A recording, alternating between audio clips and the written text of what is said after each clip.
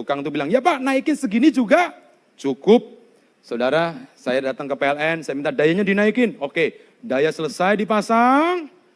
Apa yang terjadi saudara? Selesai renovasi, saya coba semua. AC semua kamar saya nyalakan pada waktu yang bersama. Microwave saya gunakan di waktu yang bersamaan. Kulkas saya nyalain.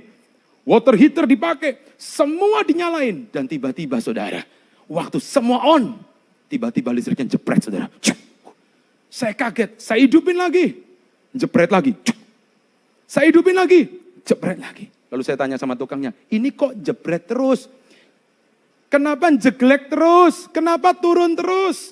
Dia berkata, Pak, karena dayanya kurang. Loh, saya bilang, loh kan saya udah bilang bahwa kamu mesti hitung supaya kalau saya nyalain semuanya dayanya cukup. Lalu tukang ini berkata, iya Pak, saya mikir Bapak nggak nyalanya sama-sama.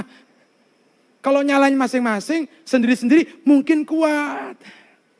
Saudara, orang yang suka tinggal dalam hadirat Tuhan, orang itu punya satu kekuatan, power dalam hidupnya. Tantangan bisa datang, persoalan bisa datang dalam hidupnya. Tapi karena dia punya kekuatan, dia bisa mengatasi semua persoalan. Ada kapasitas sorga yang menyertai hidupnya. Kalau Anda baca nanti ya, kisah Daud dikejar-kejar 10 tahun. Nggak gampang loh, 10 tahun, 16 tempat pelarian. Hampir berkali-kali Saul menangkapnya.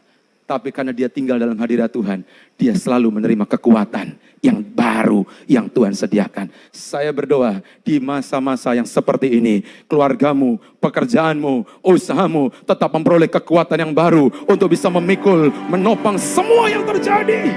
Yang percaya katakan amin. Tapi yang ketiga, apa alasannya Pak? Supaya saya bertolak ke tempat yang dalam. Alasan yang ketiga, supaya Anda hidupmu nggak merasa lonely. Saya ada satu kiriman di WA karena rame. Saudara, semua orang hari ini, jadi kalau yang sekolah homeschooling, kalau yang ibu-ibu home shopping, kalau yang kerja homework, saudara, tapi bagi yang jomblo home alone, saudara. Saudara, mungkin hari ini Anda ngerasa satu keadaan, kok aku rasanya sendiri ya? Saya ketemu dengan beberapa teman dan hari ini mereka lagi mikir, gimana ya? Kok kayaknya gak ada jalan keluar ya?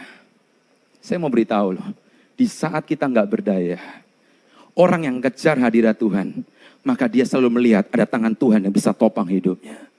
Saya punya pengalaman, kalau saya main di Ocean Park di BSD, maka ada satu namanya kolam arus, saudara. Anak saya, dia masih kecil, kalau belum ada wave, karena biasanya jam tertentu ada wave, bunyi sirine, wing. Kalau nggak ada sirine, lancar. Anak saya berani, sekalipun cuma segini. Tapi kalau udah wave, maka dibuat gelombang itu cukup cepat sehingga anak saya yang kecil, karena dia nggak bisa berenang, dia bisa kelelep, saudara. Kalau udah bunyi sirine, anak saya tuh suka wave, dia suka gelombang. Tapi gimana caranya? Dia tahu kalau dia jalan sendirian, dia pasti jatuh, dia pasti kelelep. Makanya waktu udah ada bunyi sirine, dia langsung bilang, Pi, gendong dong Pi, gendong dong Pi.